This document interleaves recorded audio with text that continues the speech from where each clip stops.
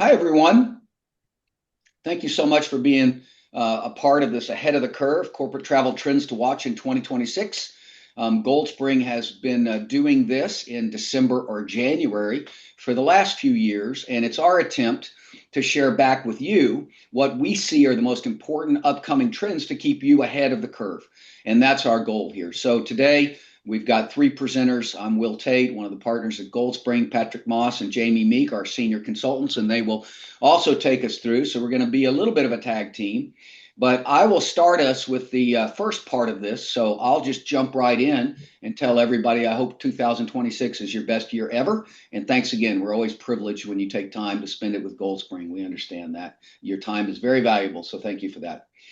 You may or may not know this historical story of the two salesmen, but it's kind of a classic parable. And there were two salesmen, and their managers went to them and said, I'd like you to go to this remote village, but it's heavily populated. So I think there might be opportunities for shoe sales. So the first one goes in and sees no one is wearing any shoes. And he calls back to his manager and says, this is hopeless. No one wears shoes here. The second salesman sees no one wearing shoes. He calls his manager and says, this is the greatest untapped potential market. No one here wears shoes. Everyone needs it. So it's a good perspective of what we hope to share with you today, which is that attitude, not just circumstances, can help dictate whether we see problems or opportunities and look for growth mindsets and maybe potential where others don't see it. So realize that's just a fun way to start, but we do think these four things we're going to share with you do create that either problem, opportunity, depending on your perspective. We hope you look for opportunity. So our agenda is very, very simple. It's going to be strategy drivers. We're going to talk about a couple of macro shifts that we see, some data being reimagined, and then AI and the art of prompting. And I'll probably pause here and say, yes, we could have done about 60 agenda items that we think are important and impactful. They really are. But these are four that kind of are overarching and we think might be impactful to you and your attitude and the way you look at the marketplace as we move forward. So we're just going to start on strategy drivers. And if you've been with us before at on any of the Gold Spring discussions, you know that we talk about these. And what these are really the most common six answers to the question, why do we manage travel? And when you ask that question, when a C-suite asks that of a buyer, these are generally the way they come back. And every organization is going to have different components here.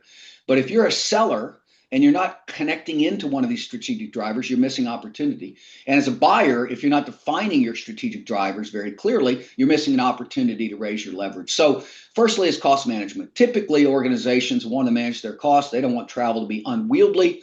You know, it's not okay to stay at a $2,000 a night property and fly first class and so on, unless that's your policy. But typically, there's some cost management element. So you build an infrastructure to be able to kind of manage that and look at that. Secondly, might be traveler satisfaction. Generally, organizations want a good experience with travelers. And so you try to build an infrastructure that creates that. And in the competition for talent that we're all in, you very often see senior salespeople comparing travel policies to say, if I'm going to be on the road 75% of the time, I want it to be a pleasant experience. So they might be looking for, what kind of support do I get? What flexibility in the policy, those kind of things. Traveler satisfaction is usually a big driver. Then we move to sustainability. Again, not everyone's driver, but could be some.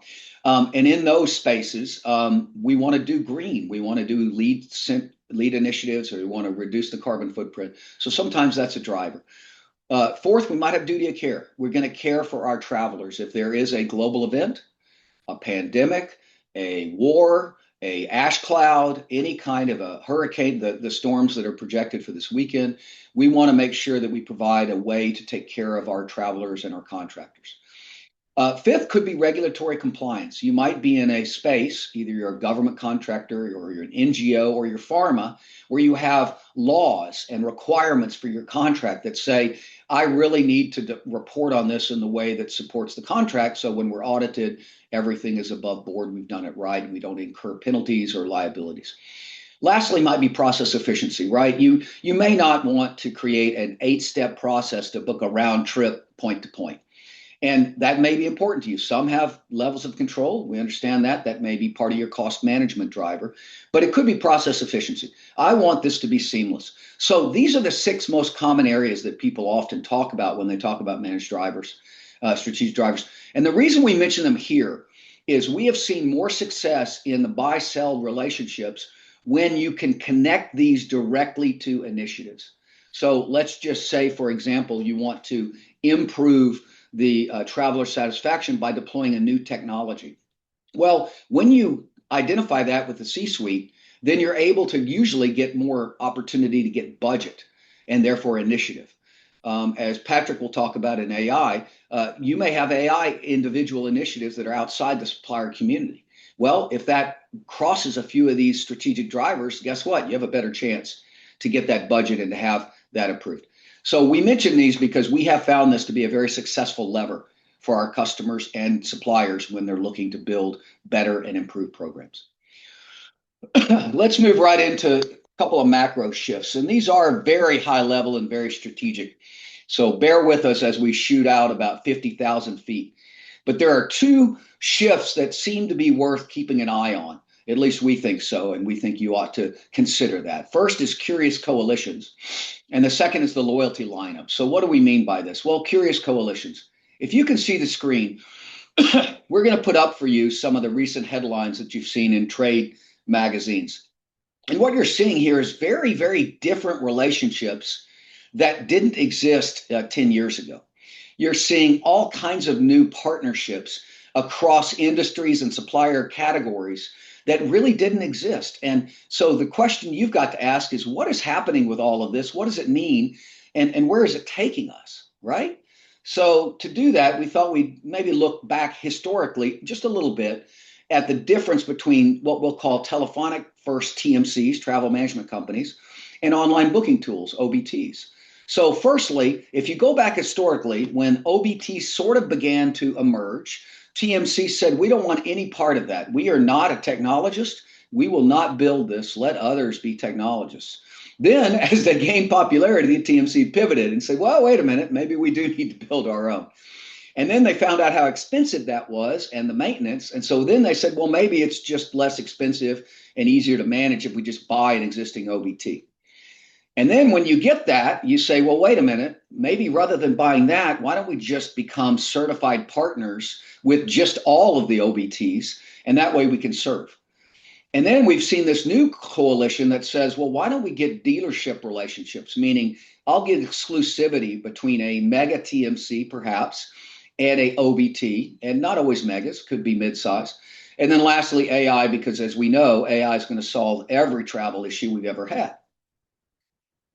All right, looking forward at the OBT first TMCs, and these are the ones that kind of emerged in the digital age, right? They were started online. The traditional TMCs have been, in the TMC business for 100 years, but you had some of these new entrants that came in and said, we're going to start and build from a platform of OBT. So the first of those said, listen, all that matters is digital. We're going to provide a great digital service and people will love us for that. And then, okay, oops. We stumbled a bit. We did have a small need for service. A few people are complaining that we don't serve them on the telephone as well as we should. Then that kind of grew into a problem. Oh boy, we really do need bigger service. And then finally, okay, it's reached a point now that maybe the smarter thing is just to buy one of these telephonic first TMCs and then AI. And if you think back to the headlines on the previous page, you saw all of this happening with all different kind of suppliers. But it's not just here. It carries on into other areas. So the banks are one of the more interesting mega shifts that we're seeing. What you've seen is banks buying traditional TMCs. Then you've seen banks buying integrated TMCs. And integrated, we mean they sort of provide a booking tool and a TMC, a traditional, so kind of a combined approach. Then you saw banks saying, well, let's just buy an online TMC as well. Then you saw banks buying travel consulting firms like Goldspring. Then you saw banks buying meetings management firms. Then you saw banks buying expense tools. Then you saw flight insurance tools. You even saw loyalty technology being bought by banks. And lastly, even digital concierges. So you have all of this sort of travel related stuff being bought by traditional banks. What is going on? Airlines got into the game too, right? They started by saying, okay, we're going to own and build GDSs, general global distribution systems, because they'll help us automate some of the manual processes. So you saw Sabre and American start that process, and then United and Apollo and so on and so on. So that all began. But then they said, well, listen, the real trick is to move people off the GDS and onto our website. So you saw that happen in the mid 90s, where our website will be all that we need and we can totally break the GDSs by moving to the websites. Well, that didn't work, right? So there was a combination between GDS sales and website sales. So the airlines were able to fracture the stranglehold in the GDS, but not completely. So then the next ploy was, let's look at new distribution capability and we'll do APIs. And by doing that, we can solve it all. And that's where we've been the last 10 or 11 years, 12 years, I think, since NDC was sort of first launched. However, NDC APIs are different than NDC and Edifact, which runs through the GDSs. So as a result of that, you now have the old stream, except embedded in the GDS, and the new stream in APIs. So we still have a need for some of that. Well, then maybe the next step forward is we'll build blockchain out, and blockchain can solve it. And then lastly, you saw airlines even saying, well, why don't we just take equity investments in OBTs? So again, very curious relationships between these suppliers. And there's more. We saw expense tools buy online booking tools. We saw them buy itinerary apps, reshopping apps. Again, we can step into blockchain and solve it. And of course, the catch-all AI, right? It's going to solve everything. And then we have these integrated platforms like Navan. And when we say integrated, more often than not, there are four elements that are connected. You have the online booking, that's one piece. You have the fulfillment, that's the sort of traditional TMC piece. You may have payment, and then you might have expense. Not all, but that's generally what we talk about in the integrated programs. And so you see a number of the providers here that have built these combined systems. And again, lastly, AI is going to handle it all for us. So my question to you is, SUP, what is going on with all of this? Well, here are some questions that I think really illuminate the issue. Why do we think so many AI companies use travel as test cases? And I think you all remember that Google's very first test case publicly was a travel case.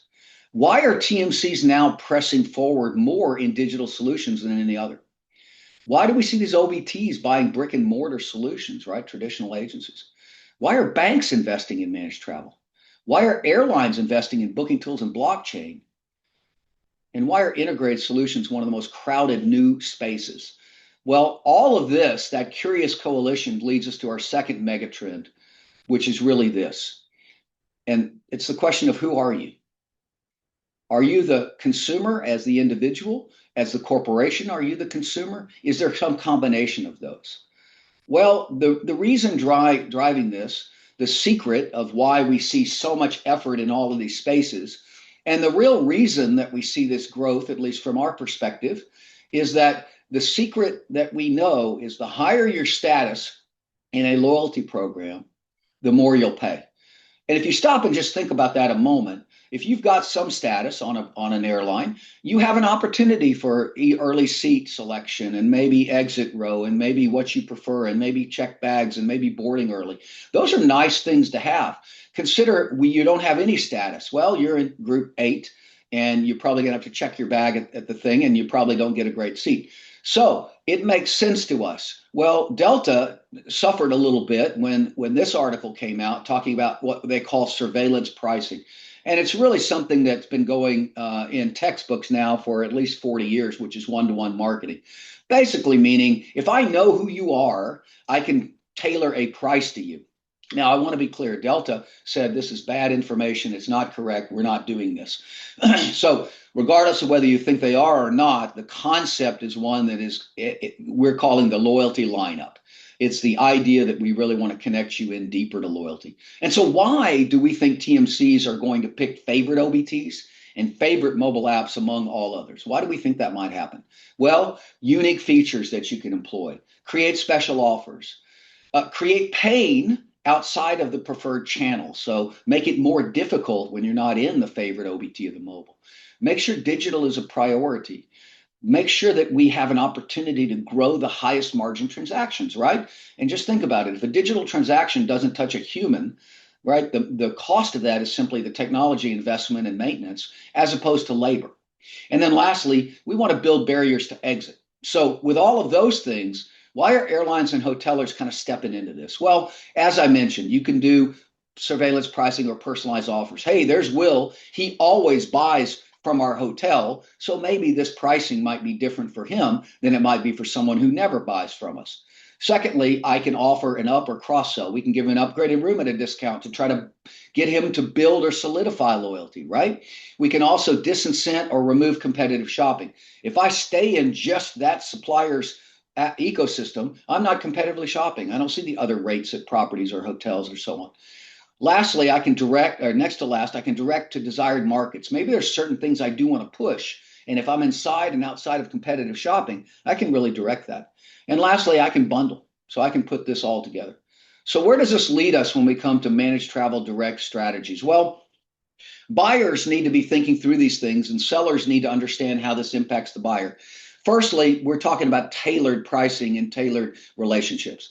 That will minimize labor. Sellers will better able to control the customer.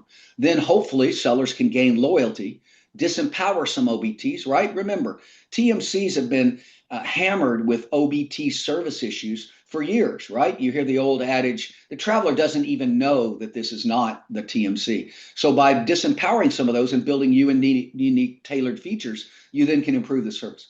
Also, many of these online booking tools and NDC enabled, they first created independent independent connections. And APIs are a more robust way and can reduce the maintenance and ongoing costs. And so by doing all this, you can empower closed loop systems. Think about Amazon, think about Netflix, how they're closed loop systems, right? They don't want you to go off their platform to look around. They want to offer you everything and make it really easy. So that really leads us to kind of a couple of conclusions. One is these contrasting perspectives we talked about with sales. Number two is there will be an impact on your strategy. And number three, you can look at problems or opportunities depending on how you want to. So our takeaways for you are what should you do? You're going to remain curious and engaged. So being curious means you're going to ask, why is this happening in my programs as it relates to me and why now? Secondly, you're going to ask how it relates to me and my program. And third, you're going to dig deeper. And being engaged means you're going to network with your peers in webinars like this, in white papers, and challenging your suppliers. You're going to have these open discussions about, I want to work this through with you. Let's talk about the value. And then you're going to challenge all those assumptions to make sure that it's staying true to what your goals and objectives are as you're a buyer or a seller. So with that, let's move into the data section. And before I hand it over to Jamie, I just want to talk about a few larger perspective things about data that will set the stage. And then Jamie's going to take us through some really innovative thought processes around data. You know, the data cycle is old. Data, right? It's just a bit of data, but that's not useful. We want to move that and up level to information. So if we can move data to information, we're getting smarter. But information is not enough. We want to move that to knowledge. And if we're really good, we want to move that into wisdom. So that's the cycle that we want to move through. And this data analytics story is just one I chuckle at. So we'll see if you do as well. But on the bottom, you'll see the pie chart that we're about to grow. And so procrastinating takes up a good chunk of our pie chart when we think about data analytics. Then the next piece might be data used to distract others. That could take up some. And then we get paralyzed by analysis. That could be some. And then this last sliver is critical thinking. And of course, this is just a funny way to look at it, but no, critical thinking is absolutely what we want. And we can't do that if we're battling through procrastinating, distracting, analysis paralysis. We want to be at that wisdom level. So there are three age-old data challenges that we all have worked through: silos, staleness, and standard. Firstly, silos, right? A GDS, an airline, a hotelier, a online booking tool, a hotel app, a ground transportation company, they generally have different formats for data, and they usually use different definitions. And so you may have conflicting information inside of those, and they may be siloed. So you may not be able to combine all of those into one data set. The staleness, right? What you book now, or even just take profile, right? The last time Traveler updated their profile was about 10 years ago when they had a TMC change or an OBT. So the data may not be current and accurate. And by doing that, you can create missed opportunities. And lastly, the standardization is just not there. There's going to be duplicate information. It might not be the same, right? You may have one piece of information in one, a slightly different one in another, and so therefore conflicts. You could have omissions. You can also have zero values. So with that, I'm going to hand you over to Jamie Meek to take us forward on data and a little bit more innovation. Jamie, take it away. Right. Well, thank you so much, Will. Thank you all for being here. I want to go ahead and move forward here and try to bring out the creative sides of your minds today when you think about data. I spent a big part of my career working with travel data, I think in more of the traditional way, and looking at this and looking at how you can apply it in different ways and applying it to your not only your bottom line but your travelers. We have some pretty amazing case studies and something you can take away today. I think whether you're a buyer looking to measure some of these things, this is important, and whether you're a supplier maybe being measured on some of these things that we're going to go through today. How do you stand out? How do you make yourself a better supplier in the marketplace across these categories? So going to the first one here, we're going to kind of flip the dissatisfaction narrative. Instead of that constant focus on, right, traveler complaints, dissatisfaction, the negative experience, how can we kind of flip that story and look at the positive? So here we're going to start right with that traditional look at the unhappy traveler story. And this was a case study that was done for a client that was getting a lot of complaints and felt that they were paying extra money trying to constantly resolve what was going on. And breaking down kind of the economics of a complaint, we actually found these 12 different tasks that were being done for each complaint by their travelers, which amounted to 160 minutes. And dividing that by the salaries and benefits of those involved, we were able to come up with an average cost of a complaint. Right. So it's kind of, you would think maybe they just have to call the agent and get something fixed, but you can see that it goes well beyond that. Oftentimes in the complex world of travel in the TMC space in this example. So right, there's the average cost of the complaint. Now there's also the kind of soft approach, soft dollar approach of these complaints too, right? Your travelers may start booking out of policy. They have bad morale. You have bad credibility in the marketplace. And maybe you're losing duty of care and being able to track your travelers because of it. So, there is the hard dollar and more of the soft dollar approach to an unhappy traveler. So if we go on to the next slide, what I love is that there's actually a way to monetize happiness.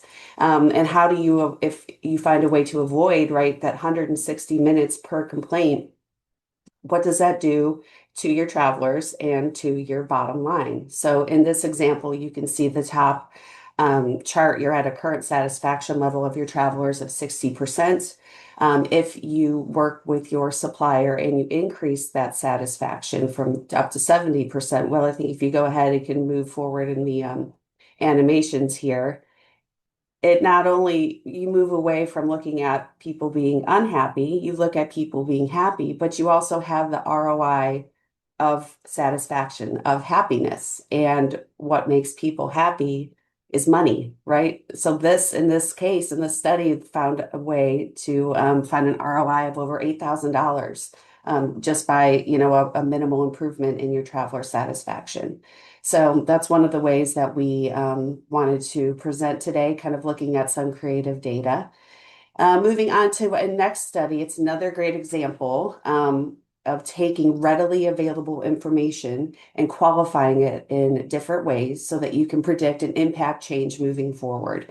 So taking that right approach in this very regimented, define, measure, benchmark across these metrics, you can find some surprising success stories.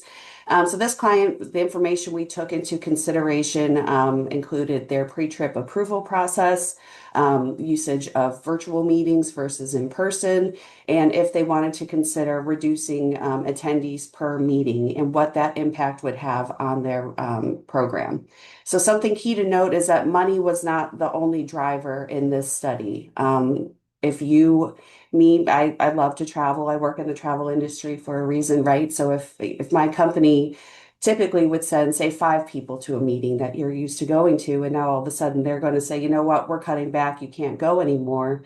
yeah, you're benefiting your bottom line, but your travelers may not be as happy anymore. Maybe they don't feel as productive in their job to be able to do what they are expected to do without having that in-person interaction. And so there was this defining the categories around these different metrics to look at what it would impact in this program. So if we go forward here, we are going to give you a new travel acronym today, something we all needed, right? Demand Management Effectiveness Index. And no, it's not a political acronym, but it gives you a way to measure the true impacts of demand management to drive innovation in your program. So we created this concept, and you can see here at the top was the baseline for this particular client. So the baseline was $1 million in spend, and you're taking 2,000 trips, and that averages out to $500 a trip. And from there, you can see, and just in theoretically playing around with the numbers and the data based on that baseline, you can see the impact of what it's going to have on your cost. Down at the bottom in the red, right, that went too far. You're spending more and you're taking more trips, that put that average cost too high. But when you get in that sweet spot there in the dark green, actually taking more trips but spending less on those trips, you're finding that best value for your dollar. So that then allows us to move forward to the index, where it shows you how effective those choices can be in making those changes in your program. So this index here, again, it's doing the balance of the spend decrease, trip increase, the variance in that, and coming up over there on the right with that measure of the DMEI. Again, down in the red went too far. Not a good decision for your program. Up there where it hit the 30 mark, that's an impactful decision for your program. And now you have that conversation of taking that information back and making decisions for your program.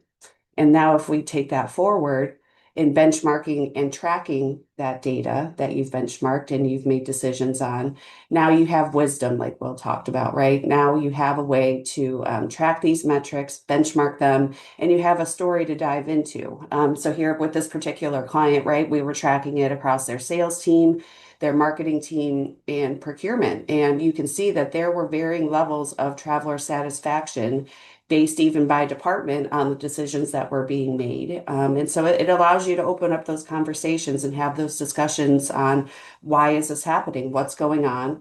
Maybe we need to change policy for one group and not another. And this one, well, if you click one more time, they actually had an 88% increase in job satisfaction and only after 3 months, which I think is pretty incredible. And again, showing that goodwill towards your travelers and your people, that you do care about not only what you're spending, but how it does impact them as a traveler and an employee. Okay, moving forward. Cultural alignment and value, something very important. We spoke about it in previous webinars. It's something very, very important, I think, in the travel space. We're a people helping people business, right? And so whether you are a TMC or you're a different supplier, how you align with your buyer's cultural alignment is key. And so in this example, this was a TMC measurement that we did. And with this client, we wanted to find out, okay, again, we want to make sure that you're the right partner for us. And we put this up against multiple TMCs across several different categories, whether it was their reputation, how they viewed themselves culturally, employee retention, all of these different things, right? And formalized a way for the client to compare culture. And again, it's something not just applicable to but just to a TMC, it's across the board. And again, these outputs didn't firmly make their decision, but it opened the door for dialogue in this bid process with those TMCs that they were interested in to find out what was going on, maybe why they viewed themselves or measured themselves in this way, and really helped move forward to a great cultural alignment for that customer. So again, more of the soft touch items that are so important in our industry and finding ways to measure them. Oh, you're good. And then on the other side, considering your culture is how you really measure value. It's not always just about the money. And so this was a study where we had looked at various hotel properties. This was specific to New York. And the satisfaction the travelers in this for this client had in these experiences at this hotel. So in this case, right, if I am a buyer and I tell my traveler, sure, you can go stay at the Plaza when you travel to New York, your travelers are going to be really happy, right? Your satisfaction is going to be way up here.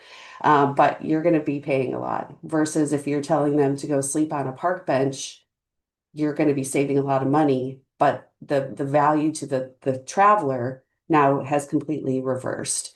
And so in this case, we kind of took the right balance of cost and how your people felt in these properties, and put a true value to that. So in this case, it was the Park Plaza that came out on top, where the price was most beneficial, but the travelers were happiest staying there.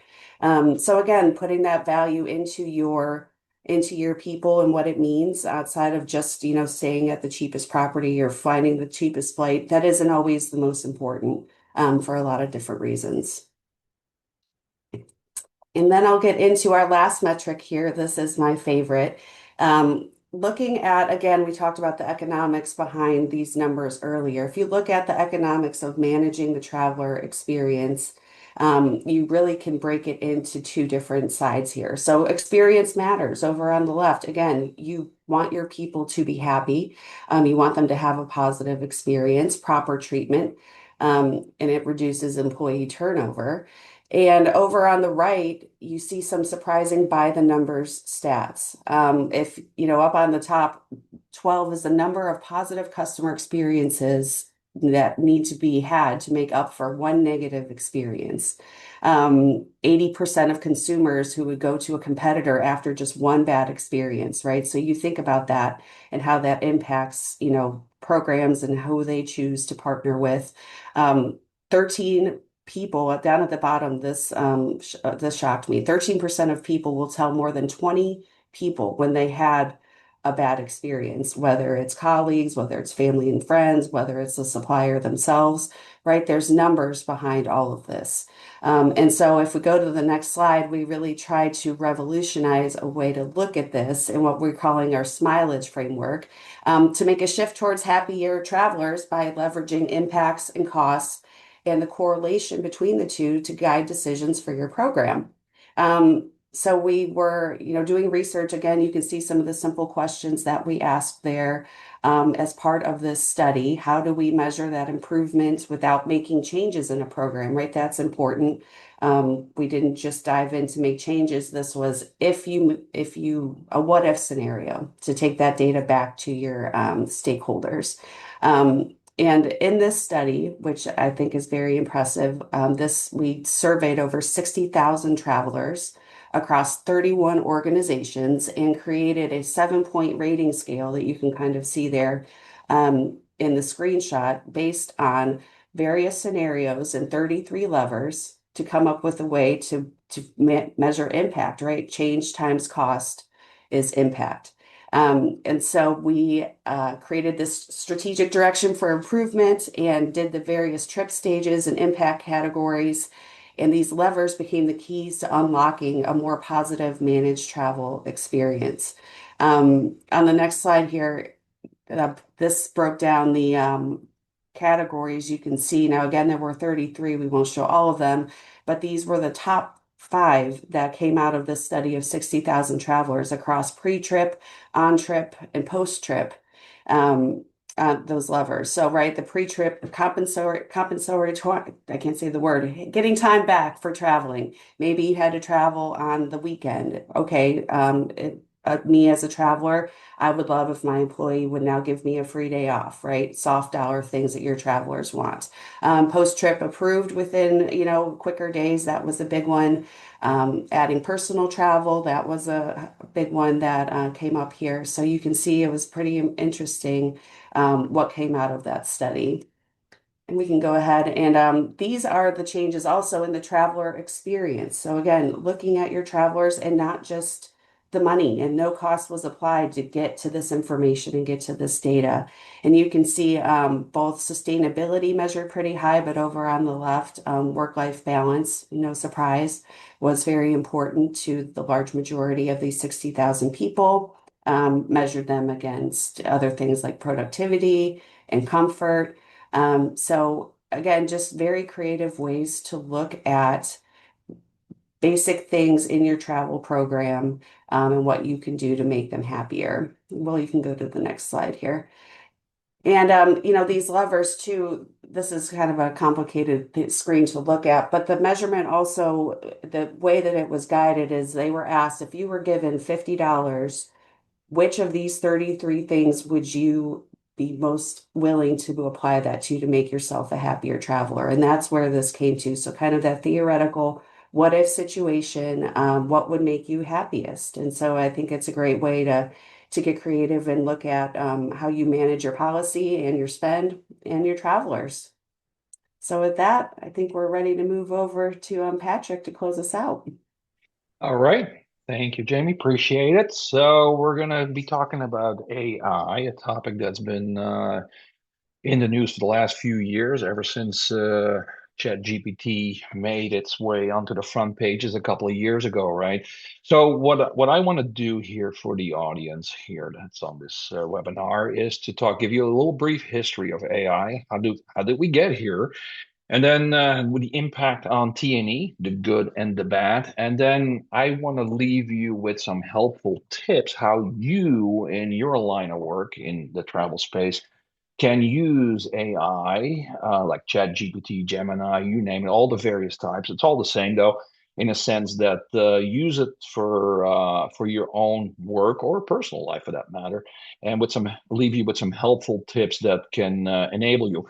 The reason why I want to give you some tips and something that you can use in your day-to-day work is that the CEO of NVIDIA, right, Jensen Huang, was a couple of years ago famously said that you're not going to lose your job to AI, but you're going to lose your job to a person that uses AI. And that's a key element of the artificial intelligence world that's making an impact on everyone's daily life, right? So therefore, I find it very helpful, and I've done this webinar a couple of times now, where people walk away from it like, oh yeah, this is good to know from how I should use AI from a prompting perspective. So we'll get to that towards the end. But before we get to that, let give you a brief overview from a historical perspective.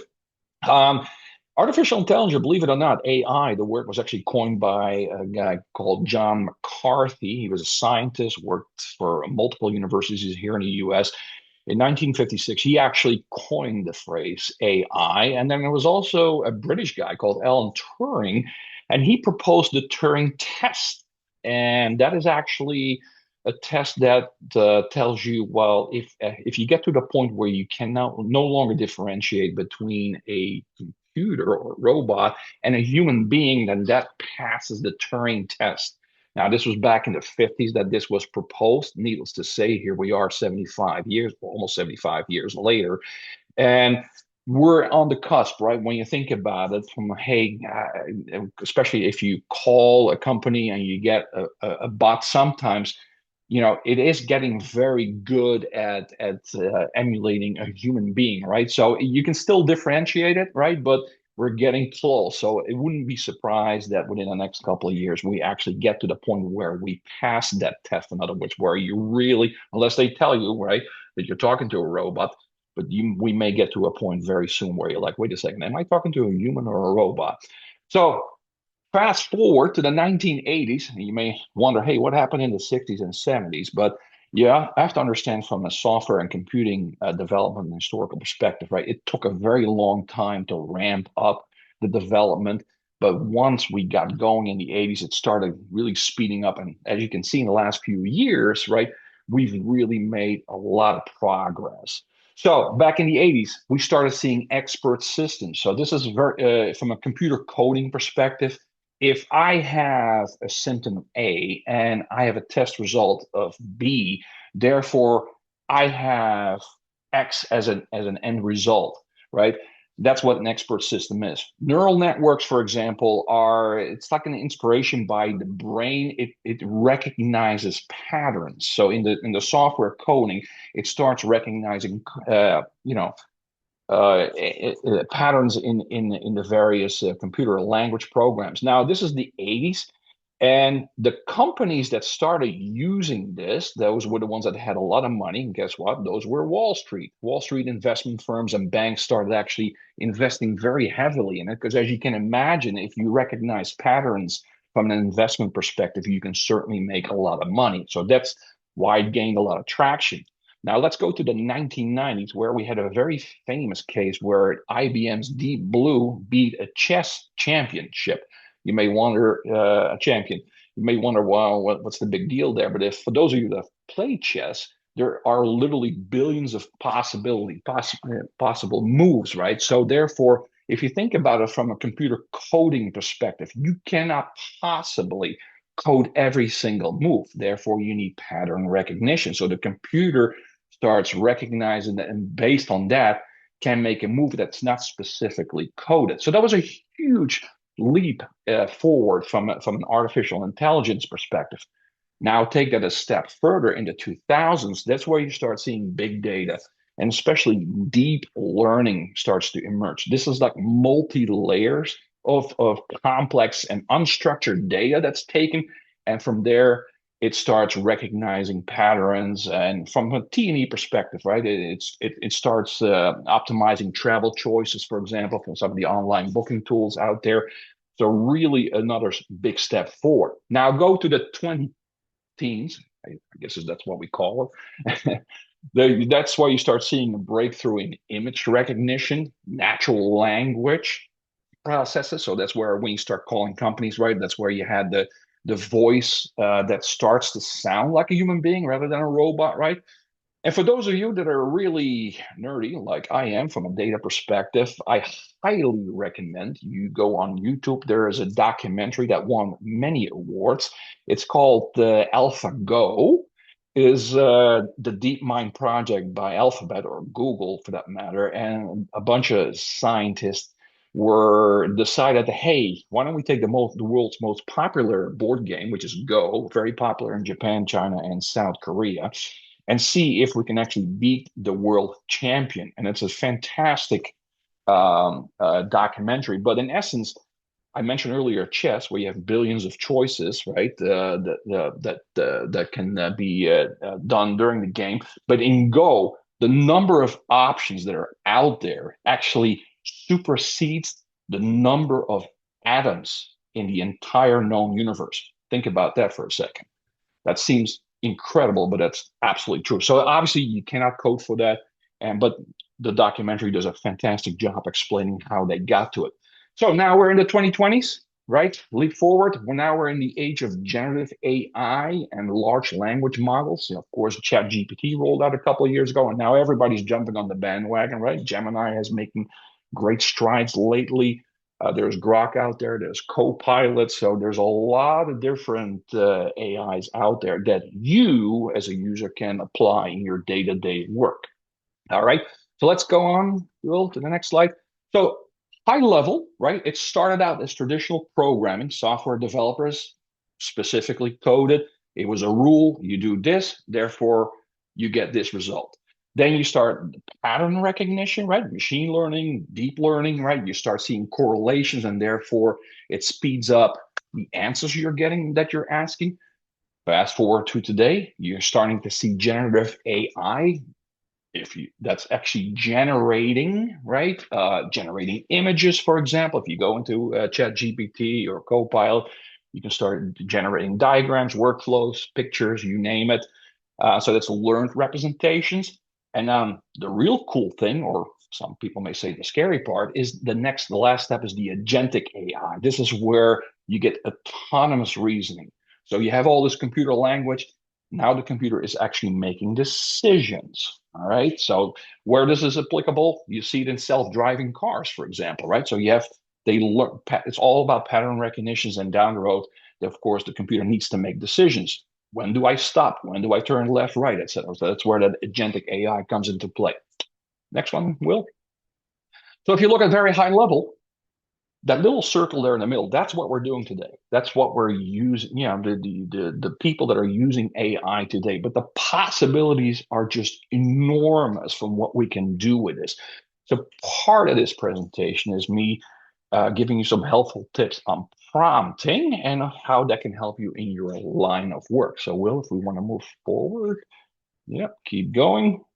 All right, so there was a test that was done not too long ago, an AI beta test, because you have a lot of people that do complain, well, I use Copilot or ChatGPT or any of the other AIs out there, right?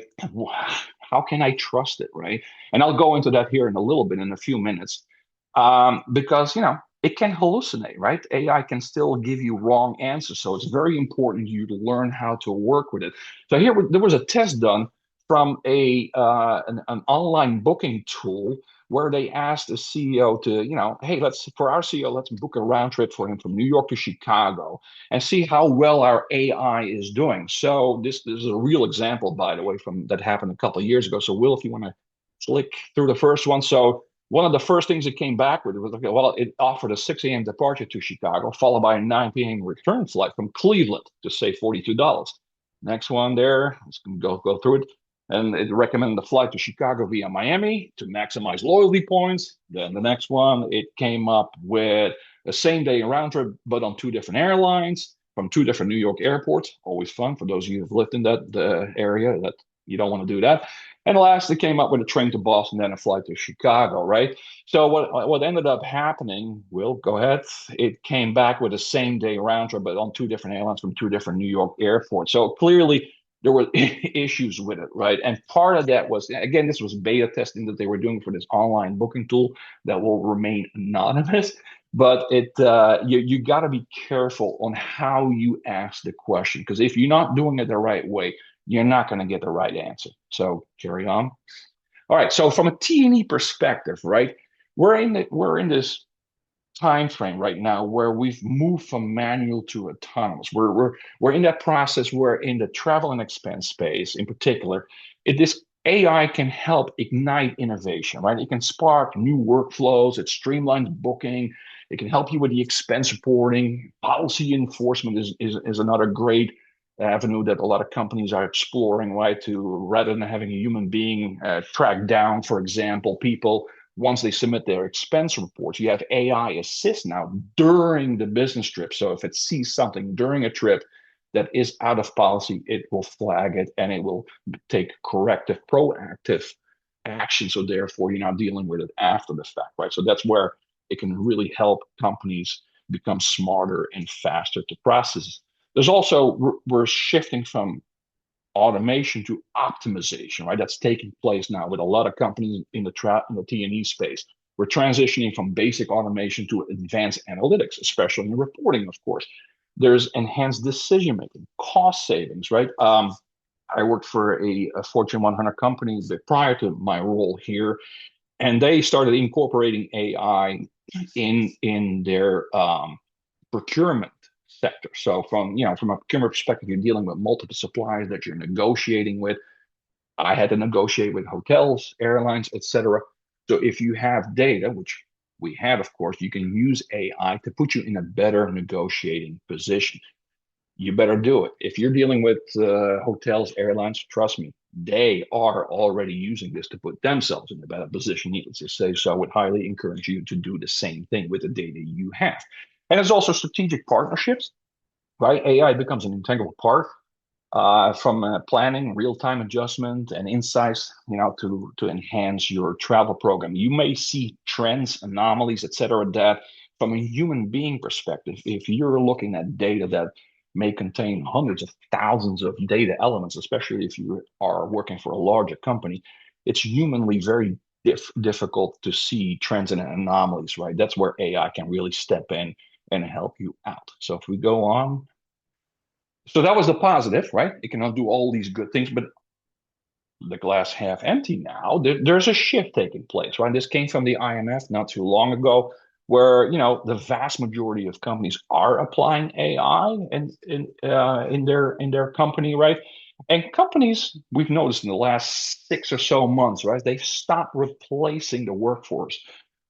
If you look at an ad, this is a very high level average here in the United States. By the way, this is where this number came from, and I think it included Canada as well. But at the end of the day, if you do not hire anyone, you're going to lose 4 to 5% of your workforce because they retire, they move to a different job, or there's individuals for whatever reason are let go. Not like mass layoffs, that's not what I'm talking about, but in general, you lose 4 to 5% of your workforce. What we've seen, companies have stopped replacing these people because they realize, hey, AI can step in and fill that void, right? So you're seeing that trend. Kids who graduate from college with even a master's degree, it's taken longer for them to find a job. That's one of the main reasons why, right? So a lot of jobs, the majority of jobs are now exposed to AI. Companies like Shopify they were in the news big time because they're using AI from a performance expectation, right? So good luck if you're working for them. And also, they were saying 1 out of 6 global workers, and it's actually 1 in 4 in the US, may need to be reskilled within a few years, right, in order to stay ahead of the competition, so to speak. So glass half full, it can do a lot of great things. There's people looking at this glass half empty, that AI can also have a negative impact. Overall, this is for a complete different day to talk about, right? I think new technology, when you look at history, right, will always be beneficial. Now, there's people that will look at AI and go, well, this might be different. But at the end of the day, this will create new opportunities, right? And I think the same will be the case in the travel space. So I'm the glass half full type of person. So I think there's a lot of good things on the horizon. So let's get into prompting. So first of all, just quickly, I won't read the whole thing, because you hear about large language models a lot, right? What are these things? A lot of news lately, right? Because every company like Meta, Alphabet, you name it, right? They're building like crazy these data centers all over the country. They take a lot of energy, a lot of electricity. They take up a lot of water because you got to cool down the systems.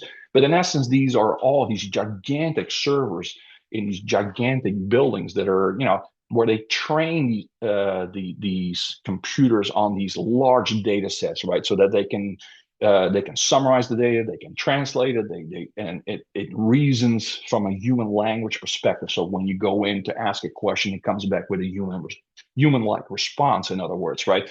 And so the importance when it comes from a T&E perspective is you're using it to generate images, design, the quality, the tone, the structure of the content that's being produced, right? Becomes very important. And of course, there's the latest, the agentic AI, where it starts making decisions. That depends on the sequence of precision that's crafted in the prompts that are very important that we'll dive into now. So large language models sits behind this. So if we go on, Will, the next slide. Thank you very much. So high level, right? So how can that help me when I use these various AIs like ChatGPT, Copilot, etc.? Well, you can use it to automate data analysis, right? You can also use dynamic report generation. So again, you're taking a lot of data, you crunch it, you're having AI find specific elements that would normally could take you a half hour to create a pivot table, for example, right? Instead, let AI do it for you quickly, saves you a lot of time. You find out trends and anomalies, like I said. There's actionable insights. I used that example from earlier from a Fortune 100 company I used to work for, where we used massive amount of data to help us from a procurement and sourcing perspective, right? And then there's the natural language query response, right? In the travel space, when you call a TMC, for example, a lot of times you get these bots, right? These robots that will talk to you and guide you accordingly. And in the not too distant future, they will potentially take over the travel process, right? It's possible. So that's where we're seeing the impact on that. So you want to help in your line of work, like I said earlier, from that famous quote from Jensen Huang, right? We're not going to lose a job to AI, but you're going to lose it for those that don't use AI. So let's get into the prompting. Will, next slide. So yeah, we can go on to the next one. So it's really important from a prompting perspective, right? That anyone can open up ChatGPT, the Copilot, Grok, Gemini. They're free tools. Now there's subscriptions. Usually you pay around $20 a month for it to get an upgraded version, the latest and the greatest. It can be worth it. Depends on your line of work, how useful you find it.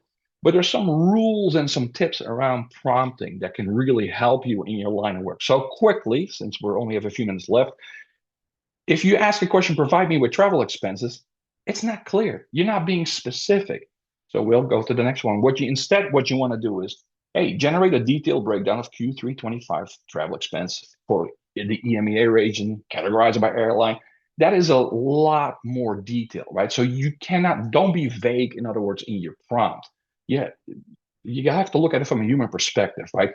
The more detail you give in a question, the better that other person can then give you an answer. So be very careful how you structure your questions. If we go to the next slide, you also need to provide context. So analyze hotel spend for compliance. Where's the context in this? So instead you want to say, analyze Q3 25 spend for compliance with updated travel policy. And you see all the details, right? I'm going to give it $200 night for domestic, $300 night for international. I'm giving context to this particular prompt. Therefore, the quality of the answer that comes back from AI is therefore much better. So clear, specific context. Now, here's a cool one, assigning a persona. Give me ideas to save money on travel. Yeah, you're going to get all over the place from an answer perspective. Instead, what you want to do, next one, is to say, act as a cost optimization consultant for a global organization. I use this a lot in a line of work, right? Put yourself in a role. Tell AI, hey, be an engineer or be a travel manager. Add a persona. The quality of the answers will improve dramatically if you do it. And iteration is the next big one, right? How can we improve our corporate travel program? Go to the next one, right? Yeah, first of all, you get the answer, you provide 5 cost saving strategies for midsize. So it gets detailed, context specific, but then you follow it up. Always follow up. That it improves the quality of the answer again. So in other words, you ask one question and you keep asking until you fine tune it. So high level, feel free to take a screenshot, start simple, iterate, be clear and precise, provide examples, give them an example, right? Put it in your own language, your own format, layout. You can tell it that. Define the output format. You test and refine again, right? Understand the limitations, right? And a really key one, use delimiters for clarity, right? In other words, hey, do this, but use this as an example, and then you put the example in. That way AI knows, oh, that's what I got to reference, right? And leverage persona, like I said, put it in a role. Last but not least, this is a really cool one, by the way. Believe it or not, this becomes a little scary, but this is in a sense where if you treat AI in a nice way, how you like yourself to be treated by somebody, it has proven in recent research that the quality of the answers get better. So in other words, believe it or not, you should really try it out. It's kind of funny when you ask a question, you say, hey, look, based on your answer, I'll give you a 20% tip. It might sound stupid, but it actually makes an impact. If you treat it nicely, be clear, treat them as you would like to be treated yourself. Therefore, the quality increases based on the emotional response. Because don't forget, right, this is based on the coding that sits in the large language models. It's very humanly structured in a sense. So that's it. So helpful tips for AI. Hope you can use it. And hopeful it is a few tips that will help you in your line of work. Well, thank you, Patrick. We did get a question that I wanted to bring to your attention in the chat, and it said, do you find any of the LLMs work better for travel analytics, policy, chatbots, communication drafts than other LLMs? Well, it's funny because originally, ChatGPT was the first one to come out, right? Then Microsoft invested very heavily. Copilot became a favorite, but now Gemini has taken the lead overall. Although OpenAI did directly the ChatGPT is neck on neck with Gemini, but Gemini is doing phenomenal work these days. So I would highly recommend it in the travel space to use Gemini, to be honest. Thank you for that, Patrick. Jamie, thank you so much. And everyone, have a really terrific week. Thank you for being a part of this. Hope to see you in person sooner rather than later. Bye now. Bye, bye.